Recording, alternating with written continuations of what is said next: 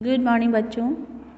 आज हम आपकी पुस्तक हिंदी व्याकरण से पाठ 1 और 2 का अभ्यास कार्य रिवाइज करेंगे। प्रश्न उत्तर आपने अपनी कॉपी में लिखा है, उस कॉपी में से वो प्रश्न उत्तर आप याद करेंगे, किंतु अभ्यास कार्य मैं आपको यहाँ पे दोहरा रही हूँ, आप उसे अच्छे से सुनेंगे और याद करेंगे। देखिए, सही विकल्प चुनिए। भारत की राजभाषा कौन सी है? भारत की राजभाषा कौन सी है? उत्तर है ख, हिंदी। अगला, हिंदी भाषा की लिपि कौन सी है? उत्तर है ग, देवनागरी। अगला, देवनागरी लिपि का विकास किससे हुआ है? उत्तर है क, ब्राह्मी लिपि से। अगला, भारत की अधिकांश भाषाओं की लिपियां किस ओर से लिखी जाती हैं? उत्तर है ग, बाईं ओर से दाईं ओर। अगला, भाषा का कौन सा रूप अपरिवर्तनशील है? उत्तर है ख, लिखित भाषा। जो लिख देते हैं उसको कैसे परिवर्तित नहीं कर सकते हैं। अगला, मौखिक भाषा में केवल किसका प्रयोग होता है? उत्तर है ख, ध्वनियों का। मौखिक भाषा में केवल ध्वनियों का ही प्रयोग होता है। आगे देखते हैं बच्चों। पंजाबी भाषा किस लिपि में लिखी जाती है? उत्तर है गुरुमुखी लिपि में। किस लिपि में? गुरुमुखी, ग। उत्तर है ग। अगला, बंगला, पंजाबी और गुजराती भाषाओं की लिपियों का विकास किस लिपि से हुआ है? उत्तर है ब्राह्मी, ग, ब्राह्मी लिपि से। अगला, कौन सी लिपि दाईं ओर से बाईं ओर लिखी जाती है? उत्तर है ख, फारसी। अगला, अंग्रेजी भाषा की लिपि कौन सी है? उत्तर है ख, रोमन। आगे देखते हैं बच्चों। सही वाक्य के सामने सही तथा गलत वाक्य के सामने गलत का चिन्ह लगाइए। तो सही वाक्य के सामने सही और गलत के सामने गलत का चिन्ह इस प्रकार है। देखिए, पद विचार में वर्णों की जानकारी दी जाती है, सही। अगला, व्याकरण भाषा को शुद्ध बनाता है, सही। अगला, भाषा परिवर्तनशील होती है, सही। बोली देश भर में बोली जाती है, सही। बोली देश भर में बोली जाती है, सही है। गलत है, क्यों? क्योंकि बोली का जो क्षेत्र है वो सीमित होता है, तो पूरे देश में कैसे बोली जाएगी। अगला, रिक्त स्थानों की पूर्ति कीजिए।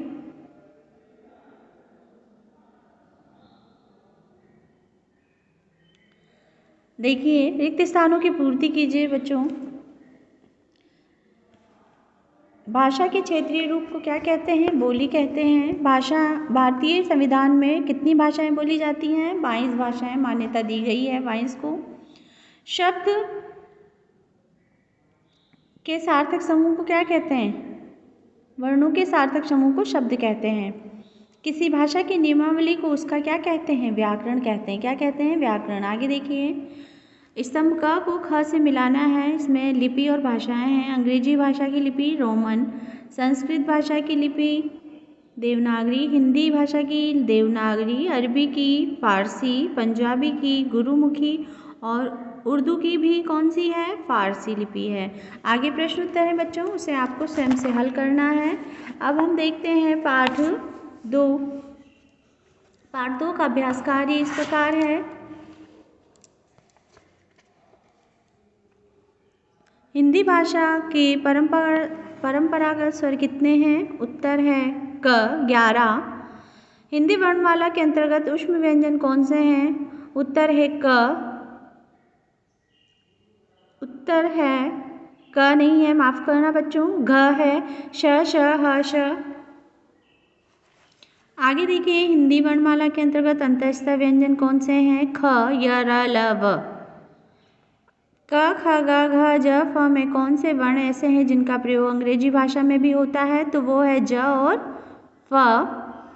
ऐसे कितने व्यंजन हैं जो वर्णमाला में न होते हुए भी भाषा के स्वतंत्र बिंदु वाले व्यंजन कहलाते हैं? उत्तर है ख, 2। 2 है। जिन व्यंजनों के उच्चारण में थोड़ा समय लगे और थोड़ा ही प्रयास करना पड़े, उनकी संख्या कितनी है? वे व्याकरण में किस नाम से जाने जाते हैं? तो देखिए बच्चों, उत्तर है क। वैसे जो संख्या है 19 है और वह अल्प प्राण के नाम से जाने जाते हैं। किस नाम से जाने जाते हैं? अल्प प्राण के नाम से जाने जाते हैं। अगला है, जिन व्यंजनों के उच्चारण में अधिक समय और प्रयास करना पड़े तथा श्वास वायु अधिक मात्रा में तीव्र वेग से ह की ध्वनि अंत में करती हुई निकले, उनकी संख्या कितनी है? उनकी संख्या है 14 और वो व्याकरण में किस नाम से जाने जाते हैं? वो व्याकरण में महाप्राण के नाम से जाने जाते हैं। मतलब कि उत्तर आपका क्या है? क है 7वें का।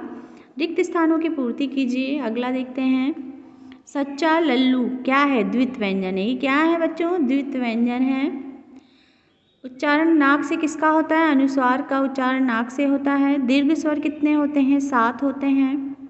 अच्छा और गड्ढा व्यंजन कौन से हैं? द्वित व्यंजन है। वर्ण भाषा की सबसे छोटी इकाई है। स्वर 3 प्रकार के होते हैं।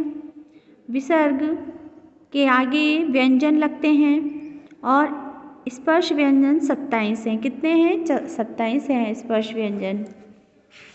आगे देखते हैं, वर्णों के साथ लगे चिन्हों के आधार पर शब्दों को अलग करके लिखना है। अनुस्वार कौन से हैं? विसर्ग कौन से हैं? हलंत कौन से हैं? देखिए, जिन पे एक बिंदी ऊपर लगी है वो अनुस्वार हैं, जैसे मंगल, चंचल और कंगन। विसर्ग जिन पे पीछे 2 बिंदी लगी है वह है प्रातः, दुख और प्राय। और हलंत है जिसके नीचे एक लंबी सी मात्रा लगी है, तिरछी, अद्भुत, विद्यार्थी और द्वितीय। आगे देखते हैं, नीचे लिखे शब्दों के उचित मात्रा लगाना। आलू को आलू, कुत्ता को कुत्ता, श्रृंगार श्रृंगार, कवि कवि, रास्ते रास्ते। तो ये था बच्चों आपका अभ्यास कार्य पाठ 1 और 2 का। आप इसको अच्छे से याद करेंगे। धन्यवाद।